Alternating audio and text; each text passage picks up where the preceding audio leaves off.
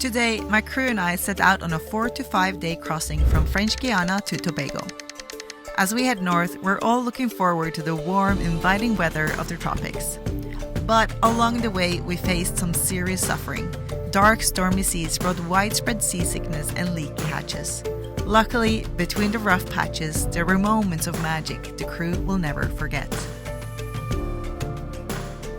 So today we are leaving to Trinidad. It's a 5-day sail. Are you excited? Yeah, I'm excited. The weather is not looking that great.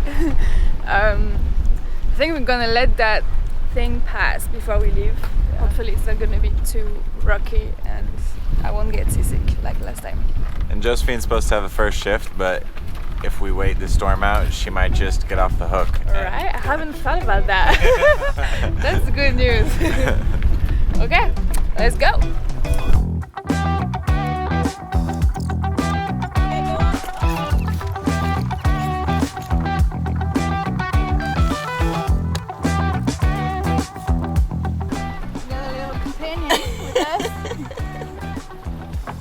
Name him Croissant. Croissant. First sale for Croissant. So right now the three of us, Doc, Josephine, and I are out here doing some staring. So we don't In- get seasick. So No seasick. Don't get seasick. As prescribed by Doc, we're not supposed to what? I'm not allowed to be on my phone. Like I pick up my phone and it was like, no! No phone. No phone, no reading, don't go below, and if you do, close your eyes. What else? And stare at the horizon. So we're staring. Anything else? Make me lunch. So anyway, we're just sitting here staring at the horizon to not get seasick. And Doc's doing his own thing. He's not following his own advice, and he's on his iPad. So we are heading off for our next sail to Trinidad. It's our second, but also last multi-day sail or longer sail. I'm trying more to not get seasick. I think last time I just assumed that it would be fine. This time around, yeah, I took a seasickness pill in the morning, so hopefully I will feel better. The other thing about the sail is that the last time we started, our wind data wasn't showing, so we were doing some of the weather tracking and wind tracking by hand. We were tracking the barometer and looking at the waves to see the wind speed, and this time around the wind data is not reading again, so I think we're going to start doing that again, so looking forward to doing that.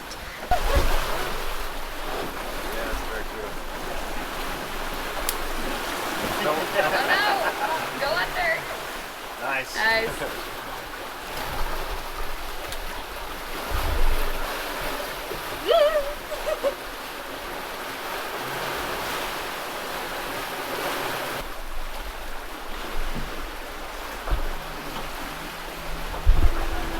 Is it dead? I think it's dead, yeah. It's not dead. It's definitely not dead. So one of the constant battles being fought on the boat is against moisture. Specifically in my room right now, because there has been a leak in the hatch up here. And the original instruction was that if you lock the hatch, that it will prevent the leak from coming in. However, here we are, hatch locked, leak coming in. So we got the towel on, sheets a little wet still, and so it's just kind of damp in this room, which is no good.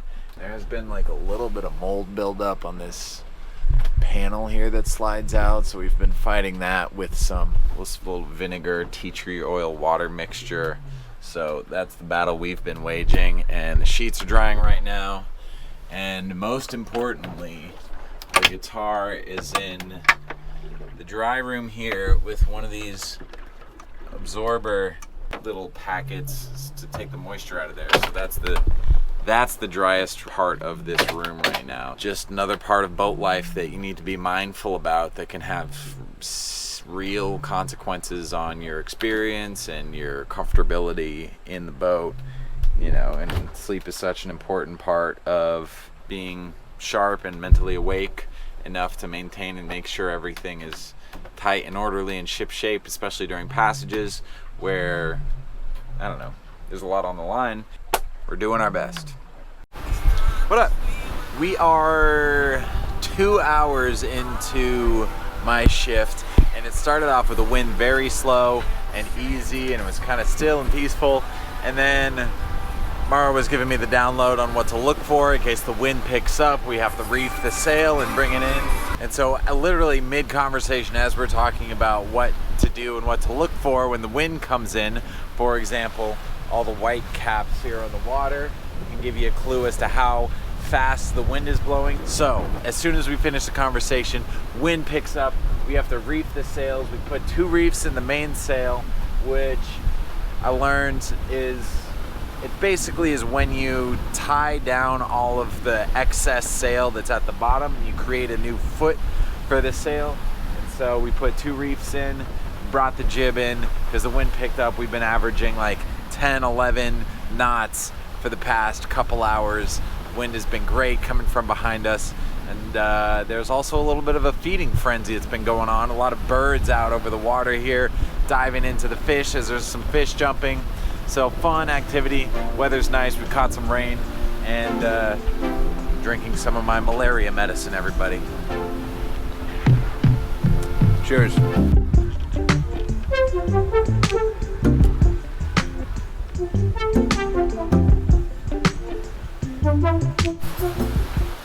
Day 1, it's pretty rough out and raining quite a lot, so it's an inside dinner. Ellie has been cooking. Things on the boat sometimes turn out mushy because it doesn't get hot enough when the wind is happening, but then if you close the door, you die. So we're also very low on vegetables, which is unfortunate. So we're going to eat eggplant for 3 days and pumpkin for the next 3. So today we have a freshly caught mackerel, rice, and some random vegetables mixed together. Delicious. It's a little rickety and rockety and rolling. My stomach's a little bit upset.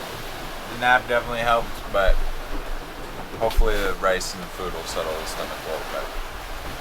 How's it going on shift? Swalitos. Big wind, but we don't know how much. And lots of speed. 8, 9, 10 knots. Drift is 2.3. So we're sailing about 7 knots and then getting some drift. Nice. So we want to stay further north of the pink line than south of it, because we want to stay further away from land, and that gets more important as we get closer to Venezuela as well, because it's a little bit sketchy in those areas. So the further we are away from land, the better. Other than that, try to keep an eye on the speed, and if you feel like we need to reef, let us know. If it like suddenly hits out of nowhere, you could always turn a bit downwind, and you can let out the main to spill wind and roll up the jib. Yeah, so when it gets dark, put on life vest, especially now when everyone else are inside. Okay. Listen up, Frenchie. I know you're not feeling good, but we need some answers. How many croissants were there in total? How many did we start with? I don't know. 10, right? It was 2 per person. No. No? Didn't bring 10. You didn't bring 10? How many did you bring? You know? 6? 5? 5 or 6. How many did you have? The house. A half? You yesterday. just had a half? That's it. I was wrong. I wrongfully discriminated. You thought I ate them all? Well, I got 0, and I heard there was going to be 2 per person, and so I just assumed. Doc is the. I'm sorry to racially profile you for eating all the croissants. Whoops. All right, so we're on day 2 of our sail to Trinidad. The weather is not bad. We were definitely getting a little bit of rain, as maybe you can tell. But it's really not anything crazy, and the wind has been pretty good for us, so we're going really fast. Yesterday we broke the distance record for the day by going 181 nautical miles and averaging about 7.1, I think, knots. The crew was in good spirits, it seems, but this morning I started to feel sick, and I think I'm starting to feel a little better, so things are looking up. I've seen a lot of flying fish, which are really cool. Some of them are getting stuck on the bow. But there's little ones, there's big ones. I wish somebody could tell me what they are, but I'm gonna look them up when we get to service, I guess. With the crew continuing to battle seasickness, it felt like we needed something to boost our spirits. At sea, it often feels like nature is constantly demanding your respect, reminding you that you're at its mercy. But sometimes its timing is impeccable, in the best of ways.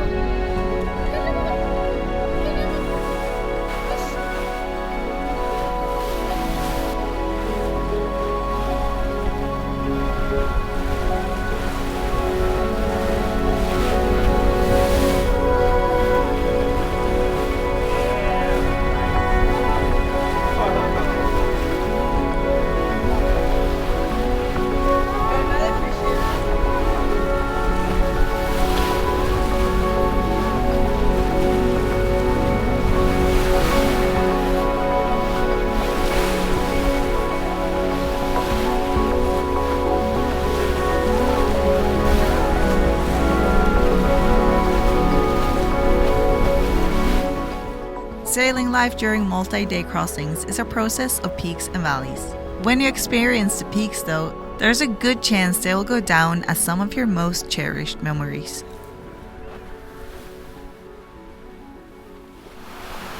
It's a beautiful day. So let's finally take one of these reefs out. Sun is shining, life is good. You just need to tighten it. Let's go.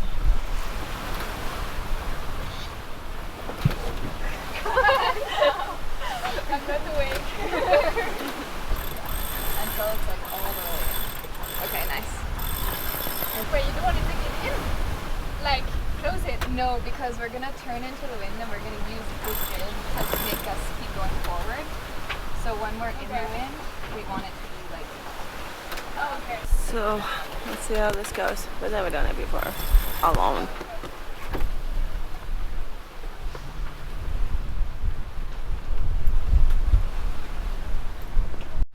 If you can't turn anymore into the wind, what else can you do to fix it? Pull the main in, or let it out. Okay. Let's do that. Okay.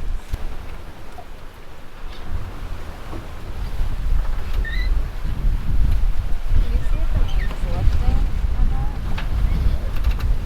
Okay, do you want to raise the halyard? You can go ahead. So to raise it, I just have to let it go? No. Or I have to do that? Tight.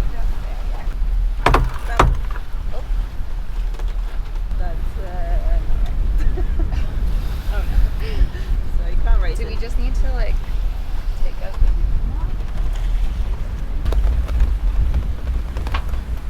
Do I just take this off?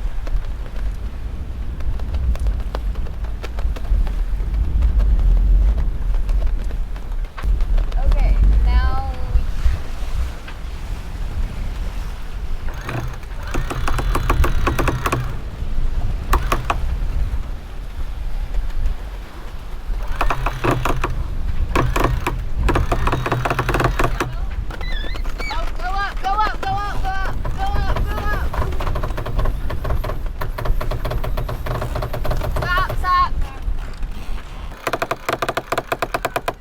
That's enough.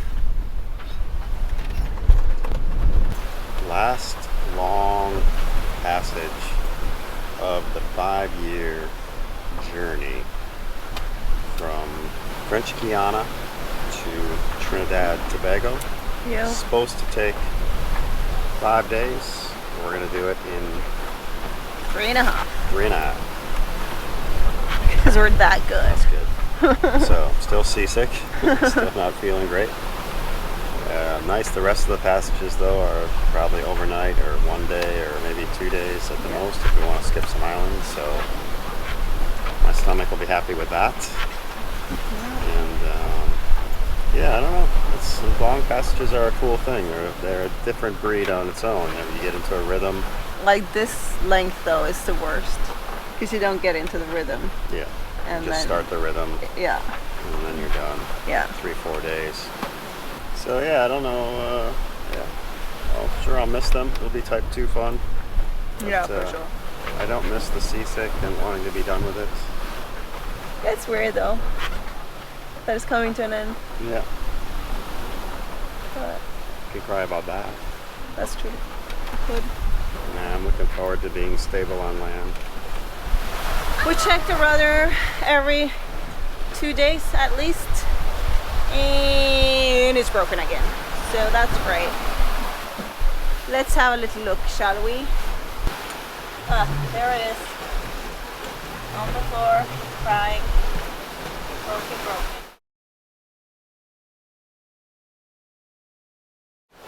As per usual, rudder not moving a lot. Damn it. Okay, let's see if we have something to fix it, or else we are one rudder down for the rest of this leg. So let's see. Got a variety of bolts that we bought. So hopefully this one looks like it's a little bit longer. Yeah. Should work. Tricky is getting it out and getting it in with the rudder moving like that. So what I would like to have us do is have Owen turn downwind without driving, and then take off autopilot and hold it steady so I can try to get the bolt in. Yeah. Let's start going downwind so it gets more comfortable for them. This way.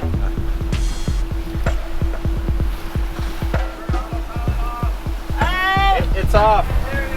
It's off. Okay, hold the wheel straight. Okay, adjust course, not back, but just move the wheel a little bit. Move the wheel just a little back and forth.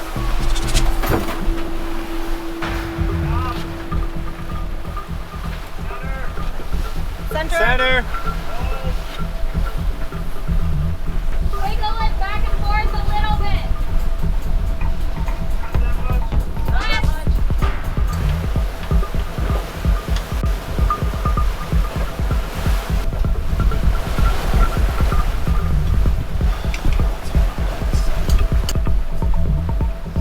Back on course. Rudder is fixed. Hopefully, for now at least.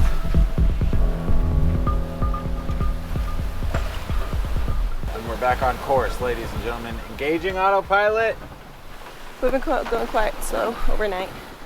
When I came up, Duck woke up and was like, we've been going slow. If we're gonna make it there by sunset, we have to go 7.5. What do you want to do? So, shook out all the reefs. Now it's time to get the spinnaker up and running because I'm on a mission.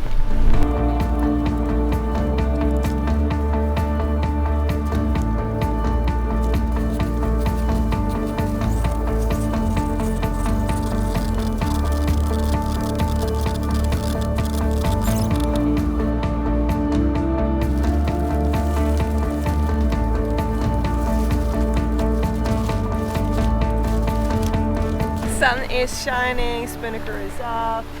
It's a beautiful day.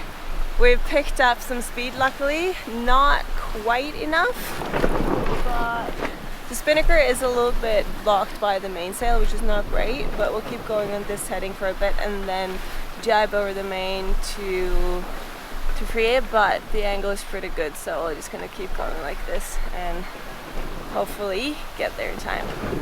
Probably not.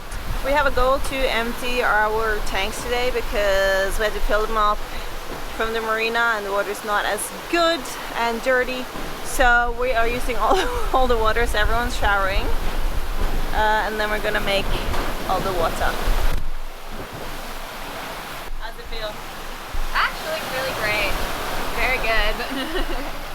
Nice. Yesterday, the thing I wanted to do most was shower, and also the last thing I wanted to do was shower because it seemed like a lot of effort, but this morning it feels good. Nice. 15% of water left to get rid of. One thing I love is when Doc comes up and says, go fast. Because I mean, I always try to go fast, but within certain rules. I don't try to push the boat too much because I mean, we still got far to go. But every time he's like, you gotta go fast now. I feel like I get permission to just go. And I love it. So now we've been going fast. And I need to stay on top of the others to make sure that we keep going fast the rest of the day. We're sailing into Tobago. Ellie's taking us in. On sails all the way till the very end. We have a mooring ball lined up for us up here, and we are about to drop the sails and grab it. And we're here after 3.5 days of sailing. Got in just before the sunset. Perfect conditions. Life is good. Life is good.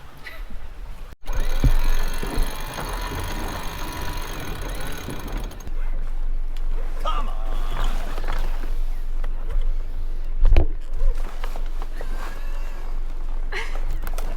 Alright, that's good. Good? Yeah. Sailing is not like riding a bike. It does not come back immediately. But we've done lots of maneuvers on shift today. We jibed, and then we also tacked, and we took down the spinnaker, and we put on the outrigger, took off the outrigger.